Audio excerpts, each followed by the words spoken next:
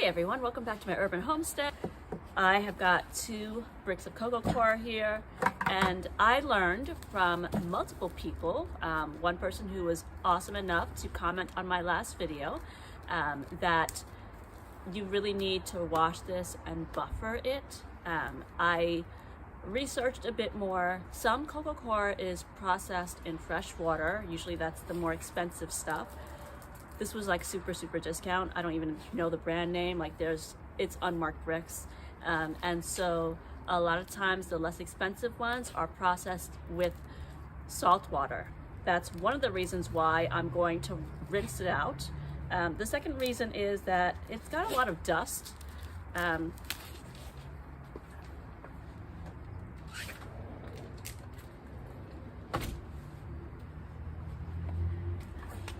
It's got a lot of dust, and I realized that when I did the first batch of seed starting mix, like literally a plume of dust rose from the bucket, and so I really want to get rid of some of that dust. And you can see, like, it's dusty. It's very dusty, and I feel like the dust really made the batch I did last week. It made it a bit more dense than I would like. And so I figure if we can get some of this dust out of there, it will be much fluffier.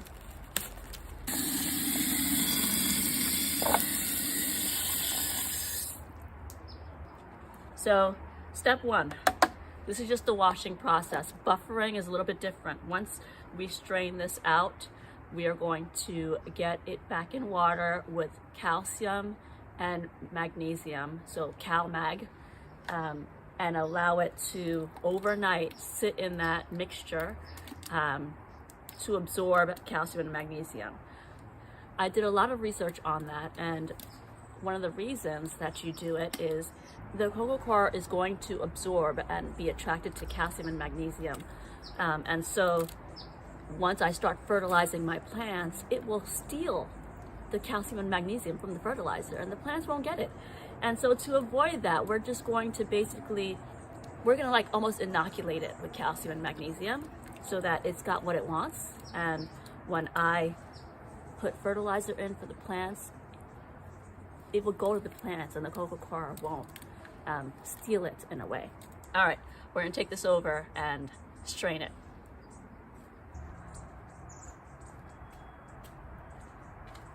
All right, so I'm just going to strain it out and let the liquid fall. And I may not get all of the salt content out. I may not get all of the dust out, but I'm gonna get a good amount.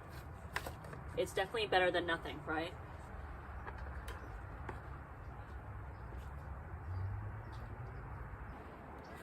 All right, let's get water in here. So I'm actually going to rinse it one more time. I just realized it really should be clearer, and then we'll add the CalMag. For every gallon of water, we're putting about 1.5 teaspoons of CalMag. Just going to use the cap. A capful is right around a teaspoon. So we'll do 1.5 capfuls. It's 1.5 teaspoons or 7.5 milliliters per gallon. And so 4 of these quarts is what I'm gonna put in the bucket.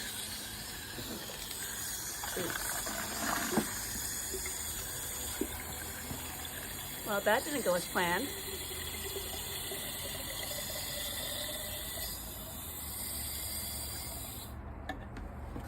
That's 2 quarts. We need 2 more quarts. That's 3 quarts.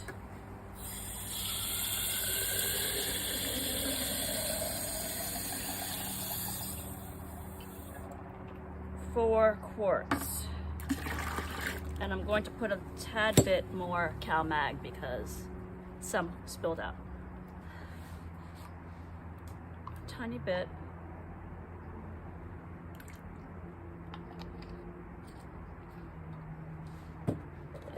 right, let's do a quick mix.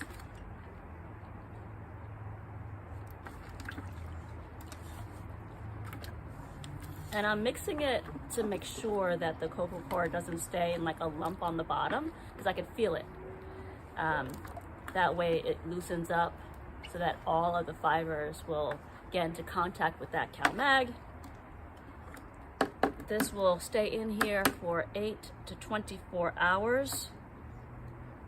And I will say, I'd rather pay more for really good quality Coco Coir that's already been buffered than go through all of this rigmarole.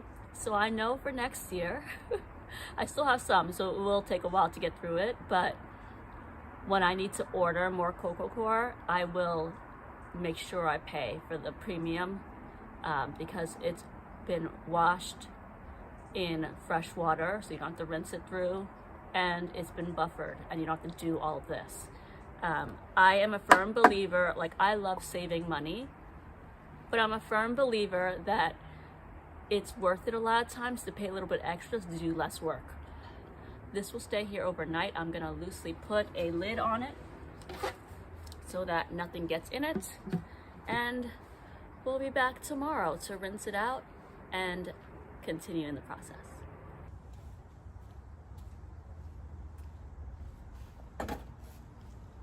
Hey everyone, let's get this drained out.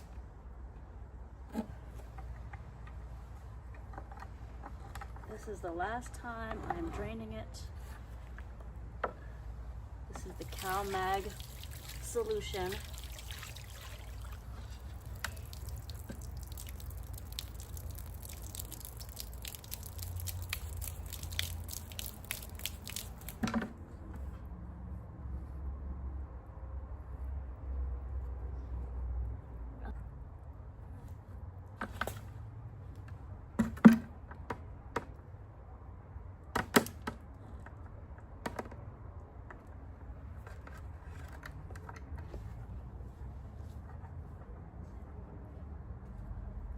Now it's a little dark. I put the outside light on, but the sun is definitely going down quickly.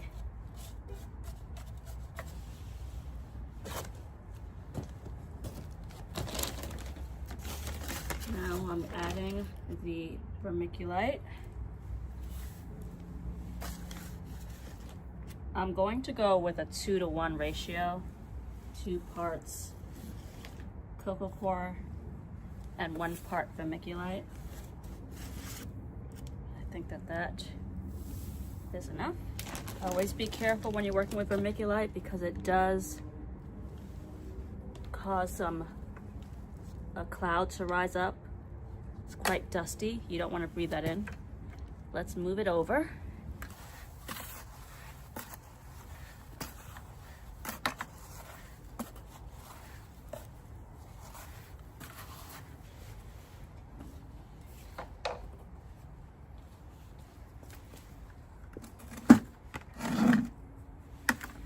Just getting all the Coco Coir that's at the bottom.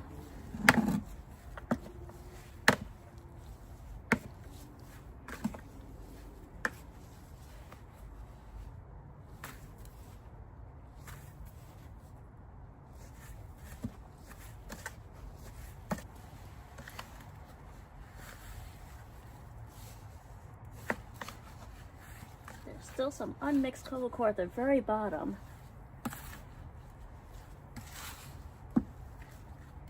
So I'm doing my best to get all the way down there. I also have a work meeting to get to, so I'm working late tonight. We've got a global team meeting at 6 o'clock my time.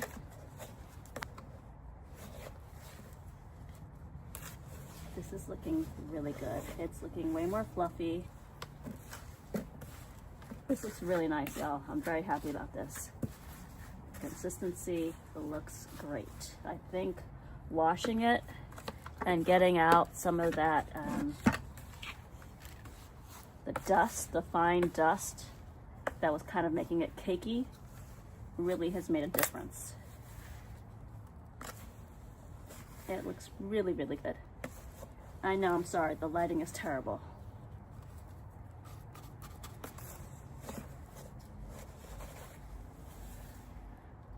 I plan to plant the seeds tomorrow. So tomorrow I'll come back out and finish mixing this. I'm gonna go ahead and cover this with a lid. I will come back tomorrow and walk through the steps that I've taken to get this Coco Coir ready for planting.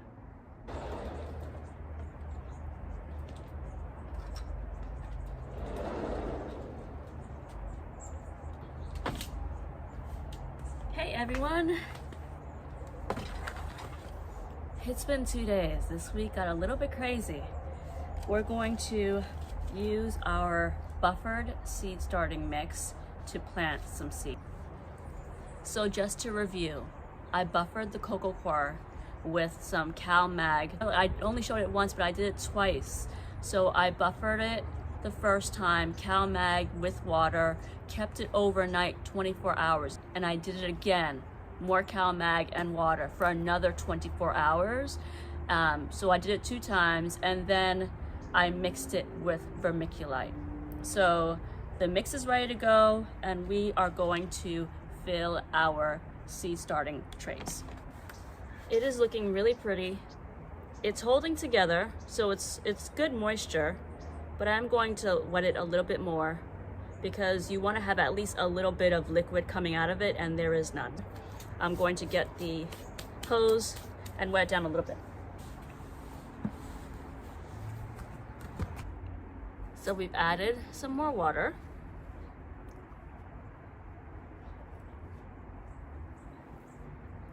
And we do have a few drops. See that? It's not soaking wet, but it's got a little bit of extra moisture. That's what we want. I realize it's easier to do it, to fill the trays over the bucket than to do it on the tray there. Just adds more mess if I do it on the tray itself. Now we're old pros at this, so I will come back when I've got them all filled in. 1 out of 6 done, and we will get the other 5 finished. I'll be back. Let's get to planting. We've got our yellow scotch bonnets. I put orange here. I'm gonna put yellow here. I'm doing 2 per cell. Peppers actually do well with a buddy. And I'm putting them far enough away from each other that they'll have space. And when they get larger, I will up-pot them. Peppers go 1/4 of an inch deep.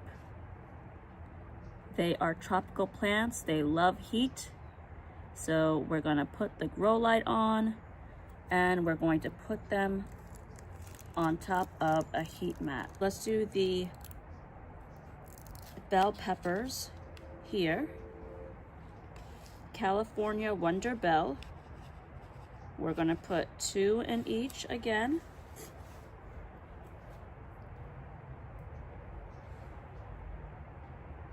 One, 2. These I got from Homestead Heart. So if Mr. and Mrs. H see this, thank you so much. Now let's cover them up.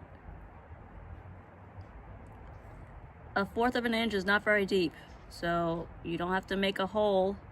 Just simply cover them up with soil.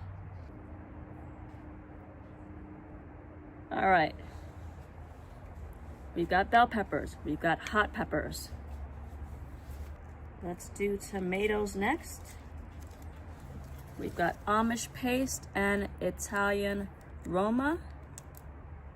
These also go in 1/4 of an inch deep. Now these are 2 years old, so I'm not sure how they're going to germinate. I'm going to also plant, I think I'll do 3 per cell and just see how they do. If all 3 germinate, I will just up pot them sooner. 1, 2, 3. Give them each their little corner of space. So this side is Amish paste. And let's get, sorry, this side is Roma. And we're gonna get the Amish paste here. These don't look too good.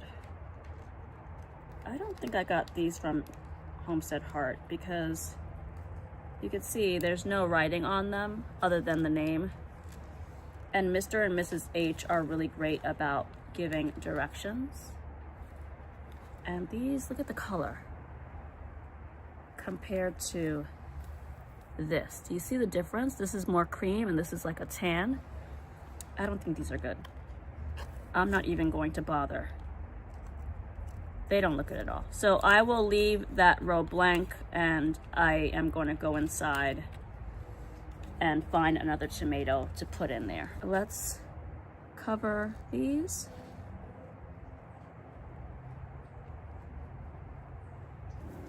Let's get our flowers done.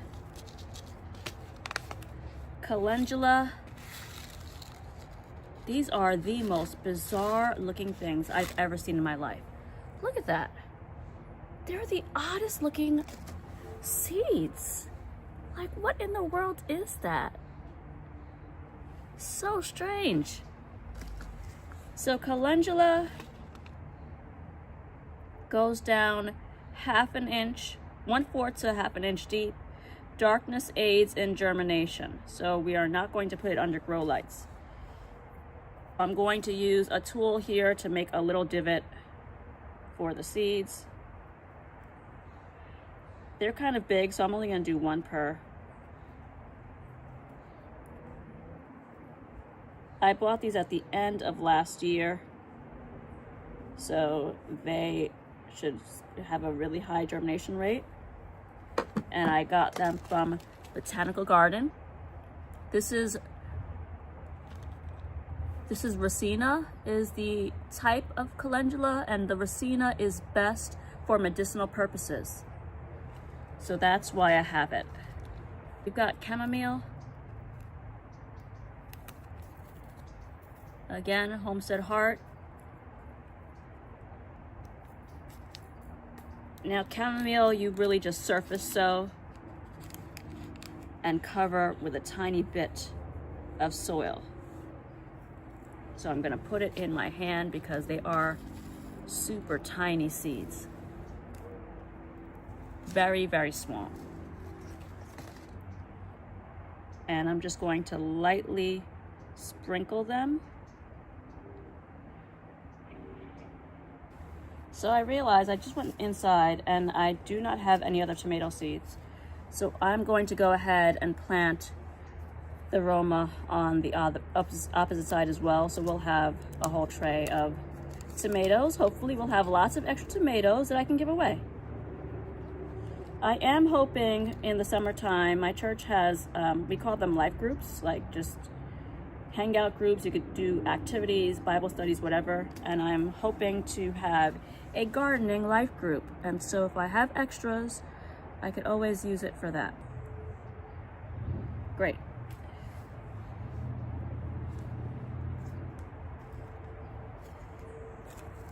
I brought it out, little popsicle sticks that I did before I forget what everything is. Scotch bonnet orange, Scotch bonnet yellow, bell pepper, Roma. All right, and then we will continue to put them on as we plant.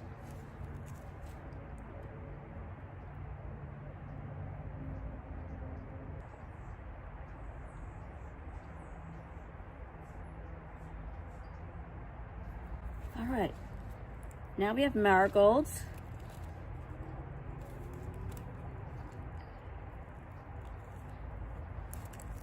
One-fourth of an inch as well. Marigolds are so interesting. They're like little matchsticks. You plant them 6 to 8 weeks before the last frost. They take 5 days to germinate. There are supposed to be 100 seeds in here. That's crazy. I'm gonna do 2 per. So there's the marigolds.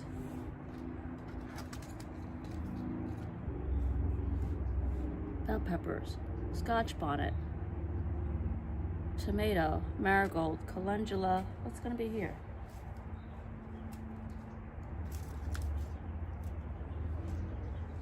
Chamomile, good Lord. This was chamomile. This is why, y'all, this is why you label. Chamomile. Okay, goodness. Marigolds. And calendula's the last one.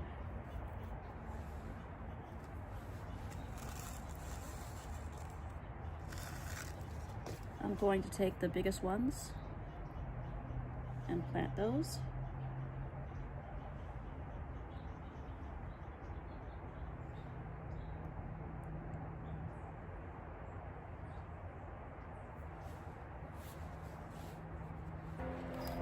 All right, everyone, so here we go. We've got our 6 trays all taken care of. We've got Roma tomato, scotch bonnet peppers, yellow and orange. We have bell peppers, California Wonder to be specific. We have chamomile, calendula, and last but definitely not least, we have marigold. I'm so excited to start all these from seed and looking forward to a really great season. So we're gonna get these inside under light. The only one that does not go under the light is the calendula. That does really well with darkness. So darkness aids the germination. I'm going to leave that on its own on a seed starting mat. Everything else is going to get on a seed starting mat under light. And I will keep you posted. Just to review, you're able to take our Coco Coir, wash it thoroughly to get as much salt out as possible, and we were able to buffer it with CalMag, calcium and magnesium, so that when we start so that when the seeds germinate and we start to fertilize them, the Coco Coir is not going to take the calcium and magnesium from that fertilizer. The fertilizer will go straight to our seedlings. And then we planted out some really great seeds for our spring and summer garden. I'm so excited. Thank you so much for hanging out. I will put a link above to my first seed starting video on how I put together my setup, so you can check that out. Feel free to like, subscribe to the channel, follow along with me as I go on this homesteading journey, and share this with friends. I would love to have you and them come along. I'll see you in the next video. Bye, everyone.